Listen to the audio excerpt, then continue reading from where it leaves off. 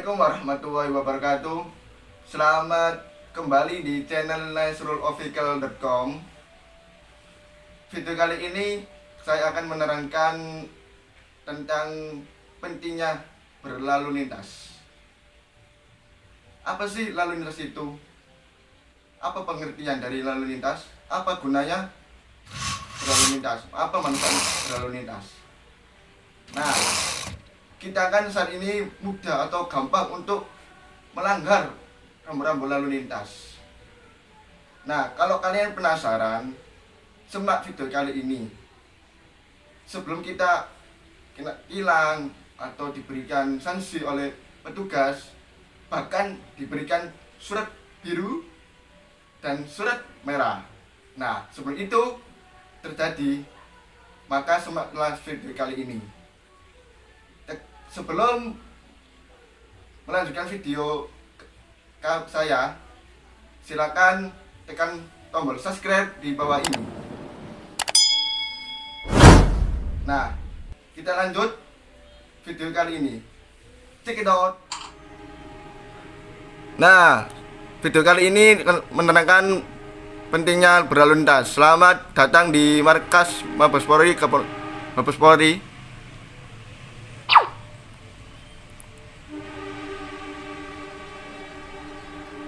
Nah, untuk pesan dari Jenderal Purnawirawan Polisi Tito Karnavian, pesannya dari itu adalah jadilah pelopor keselamatan berlalu lintas dan budaya keselamatan sebagai kebutuhan. Next.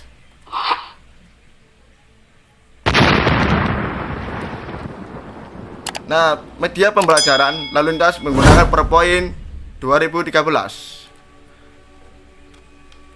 Nah, untuk SK dan KD lalu lintas itu seperti ini. Saya bacakan ya, semoga bermanfaat.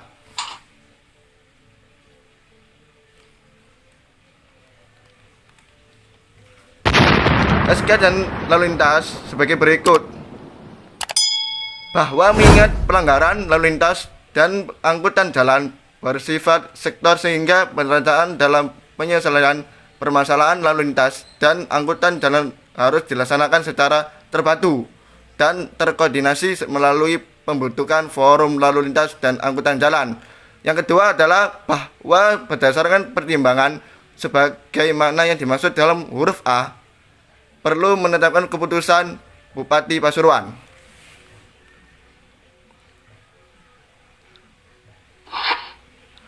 Nah, untuk materi sekarang lanjut ke materi.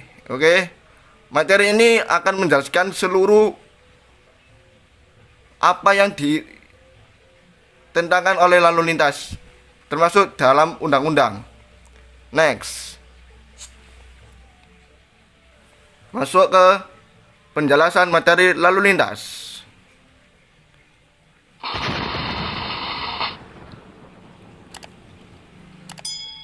Materi lalu lintas Polisi Republik Indonesia sebagai berikut. Apa sih berlalu lintas itu? Rambu lalu lintas adalah merupakan salah satu dari perlengkapan jalan yang dapat berupa lambang, huruf, angka, kalimat, atau perpaduan di antara yang berfungsi sebagai peringat lalu lintas, perintah, dan petunjuk bagi pemakai jalan. Seperti mobil, sepeda motor, penjalan kaki, semua untuk keamanan bersama. Untuk transportasi adalah perpindahan manusia atau barang dari suatu tempat atau ke tempat yang lain dengan menggunakan sebuah kendaraan yang berupa manusia atau mesin. Seiring perkembangan zaman, manusia dapat menciptakan kendaraan bermotor untuk memudahkan manusia dalam bertransportasi. Kemudian dikenal istilah lalu lintas. Nah, apa asal usulnya lalu lintas ini? Ya, itulah yang saya bacakan tadi. Di dalam Undang-Undang Nomor 22 Tahun 2019 lalu lintas didefinisikan sebagai gerak kendaraan atau manusia di ruang lalu lintas. Next.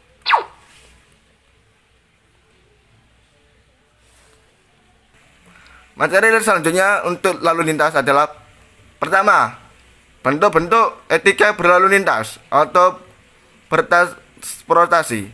1. Persiapan berangkat. Semua akan dilengkapi atau dikoreksi dulu untuk kendaraannya, rem, roda, tekanan angin, lampu utama atau sen, kaca spion, bensin, oli. Pastikan kendaraan Anda sudah baik untuk perjalanan Anda. Yang kedua, mengemudi kendaraan. Semua pengemudi wajib untuk memasang sabuk pengaman, memakai helm standar SNI sebagai bagi pengendara sepeda motor, menggunakan jalur-jalur sebelah kiri, jaga jarak aman dengan kendaraan di depan karena mengingat tingkatnya kecelakaan. Yang kelima, menyesuaikan kecepatan kendaraan sesuai yang tertera di rambu-rambu lalu lintas. Next, materi lalu lintas. Yang pertama adalah bentuk-bentuk etika berlalu lintas atau bertransportasi.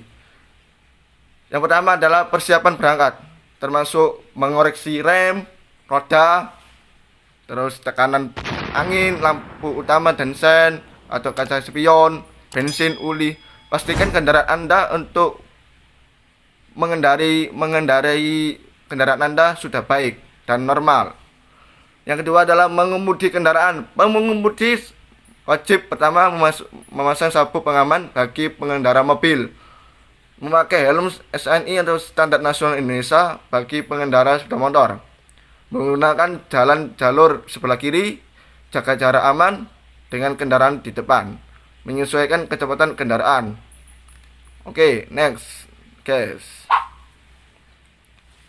Materi lalu lintas yang kedua adalah menyalip dan melewati kendaraan lain. Pertama, jaga jarak pandang bebas. Tersedia ruang cukup untuk menghindari kecelakaan yang datang dari arah berlawanan. Yang kedua adalah pada persimpangan, tempat penyeberangan, terus atau perlintasan kereta api, itu tidak boleh menyalip.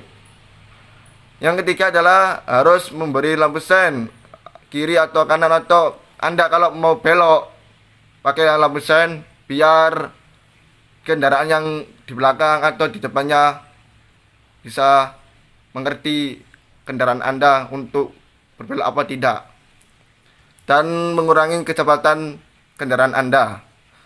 Yang keempat, materi lalu lintas adalah berpapasan dengan kendaraan lain. Yang pertama, memberi ruang gerak yang cukup di sebelah kiri atau kanan.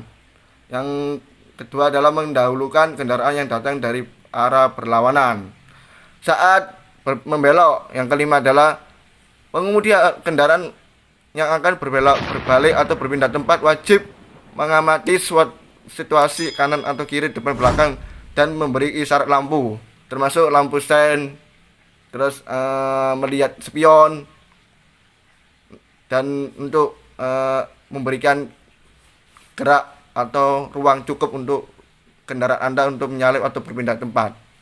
Oke.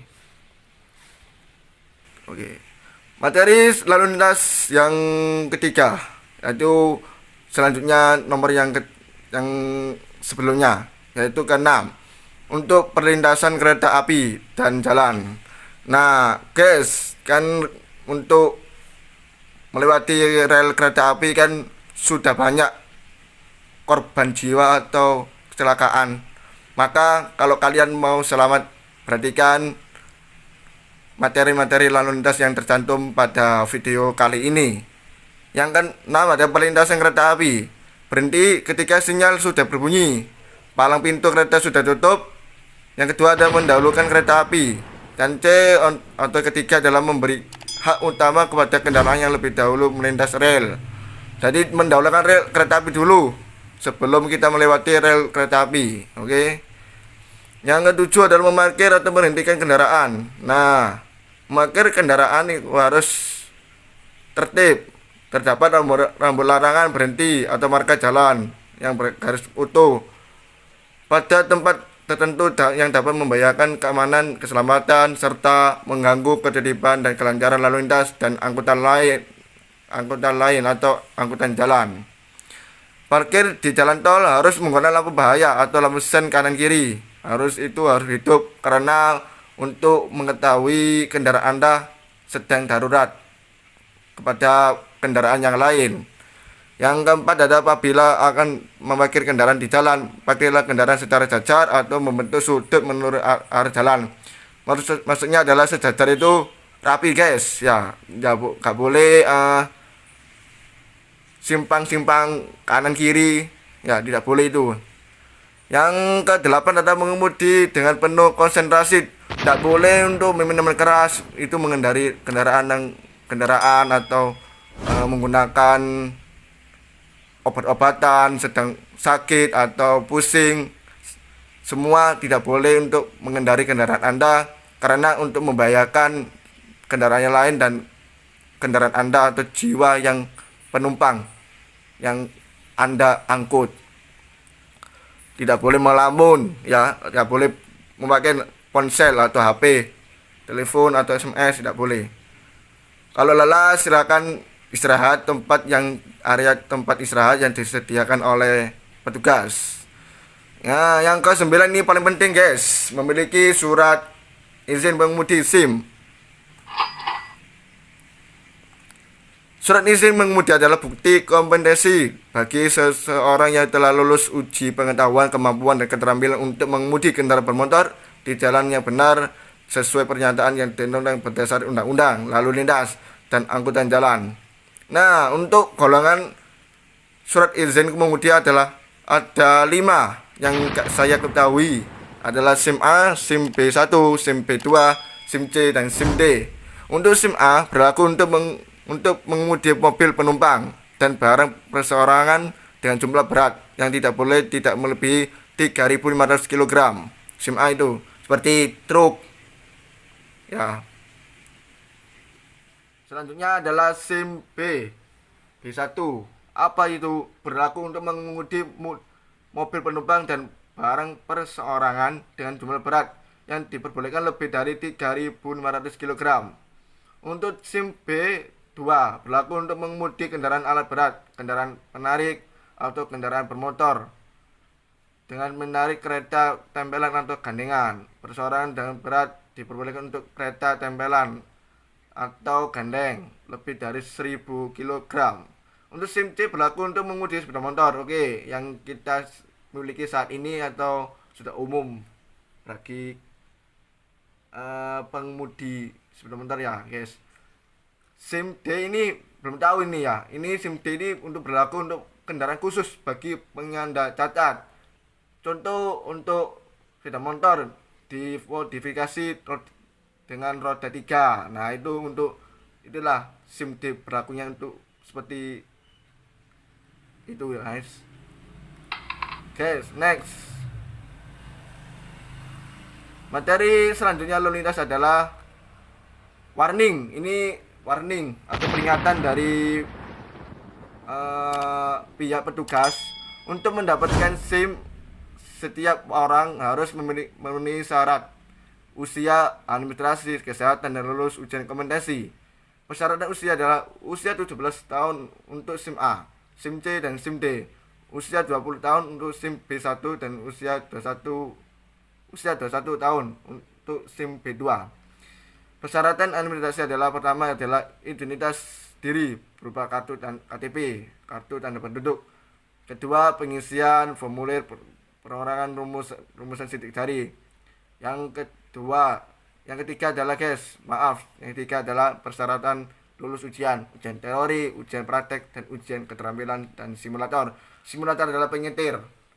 Kalau sudah lulus berarti bagus, guys. Oke, lanjut materi Oke, guys. Inilah materi-materi lalu lintas yang saya mengetahui secara umum.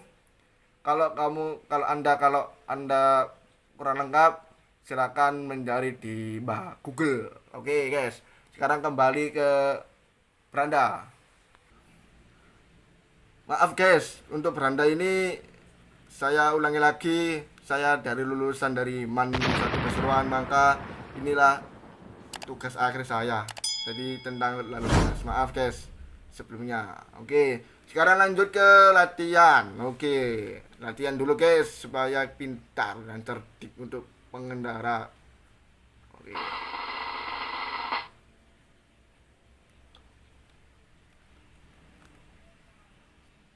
Kita masuk ke materi, ke soal latihan. Oke, lalu lintas. Next.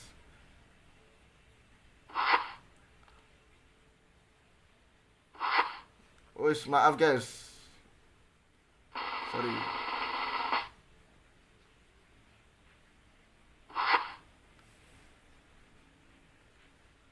Nah, soal pertama adalah Undang-Undang Lalu Lintas Nomor 22 Tahun 2009 pada pasal 28 menyebutkan bahwa pengendara harus memiliki surat izin kemudi atau SIM.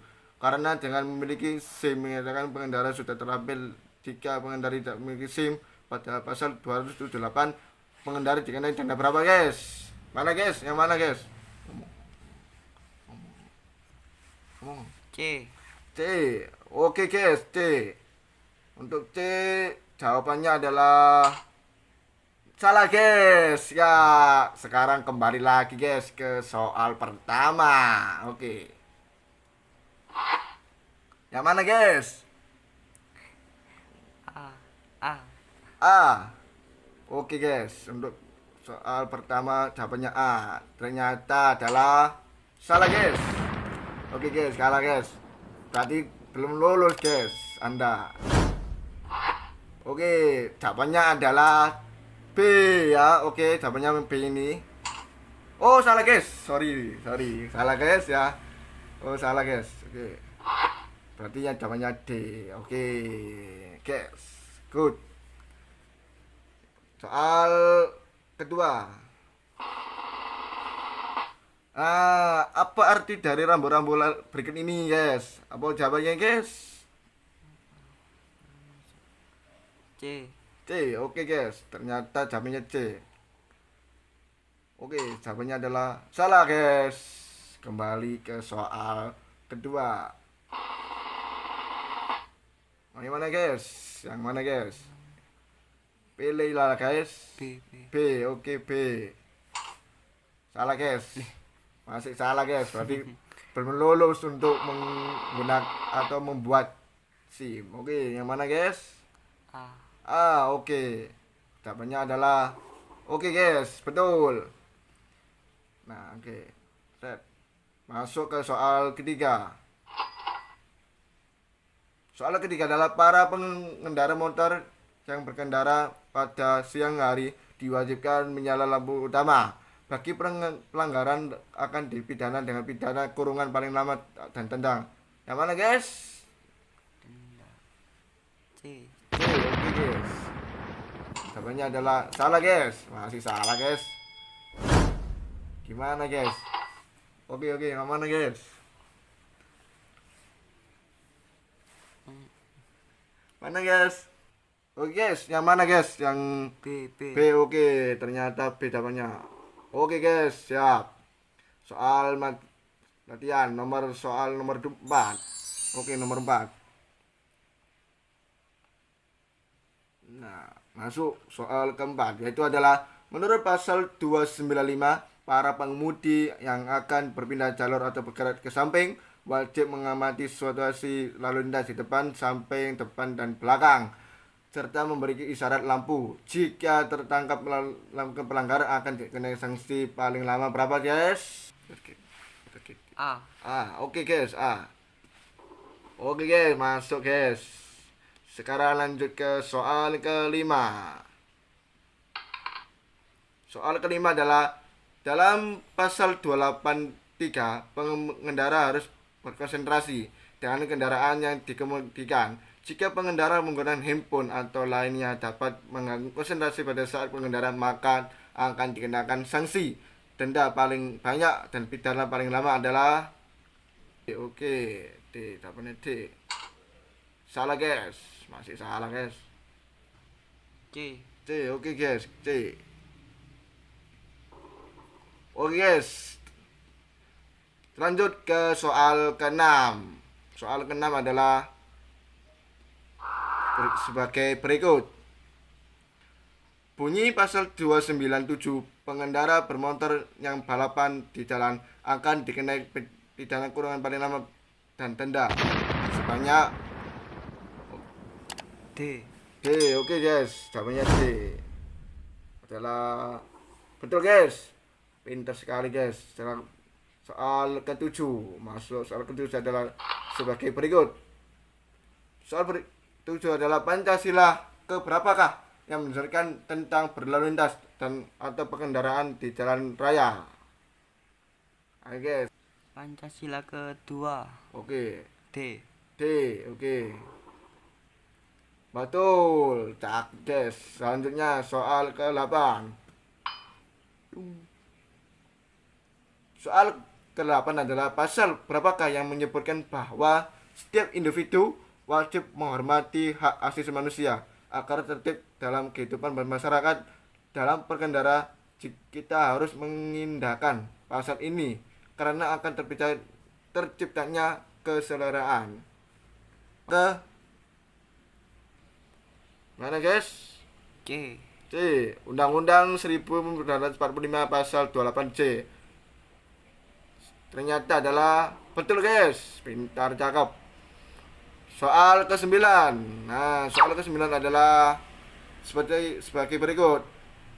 Menyatakan bahwa setiap orang berhak untuk hidup serta mempertahankan hidup dan kehidupannya berdasarkan Undang-Undang 1945 di atas bahwa setiap individu harus menghormati hak untuk hidup manusia.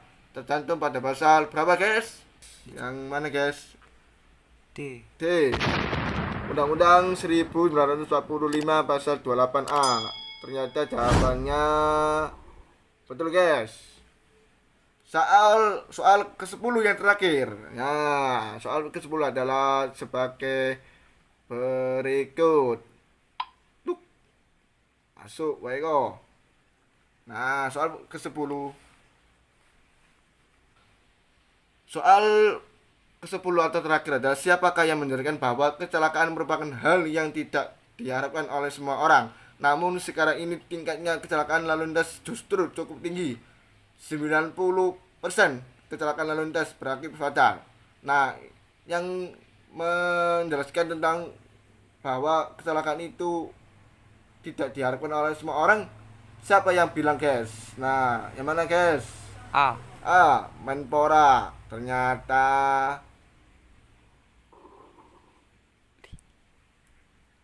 betul. Kok Menpora sih? Si. A. Salah guys. Jawabannya mana guys yang betul? Saya bacakan sekali lagi guys supaya mengerti. Siapakah yang menjelaskan bahwa kecelakaan merupakan hal yang tidak diharapkan oleh semua orang, namun sekarang ini tingkatnya kecelakaan lalu lintas justru cukup tinggi, bahkan melebihi 90%. Kecelakaan lalu lintas berakibat fatal adalah C. C. Badan Penanggulangan Bencana Nasional. Nah, itu guys, itu jawabannya guys. Karena mari. Sudah guys, inilah materi-materi lalu lintas yang kami kumpulkan. Nah, untuk video kali ini sudah cukup guys ya. Oke. Ya guys, nah itulah materi-materi lalu lintas. Pentingnya lalu lintas sudah Anda ketahui di video kali ini. Nah, untuk kalian belum mengerti atau belum paham, silakan ditulis di kolom komentar di bawah ini guys ya, di bawah video kali ini ya, video. Dan kami minta saran atau kritik atau komentar yang dari Anda kurang bagus ya guys, apa kurang benar guys, silakan ditulis kolom komentar di bawah ini. Nah, terima kasih untuk video kali ini, semoga bermanfaat. Oke guys, wassalamualaikum warahmatullahi wabarakatuh.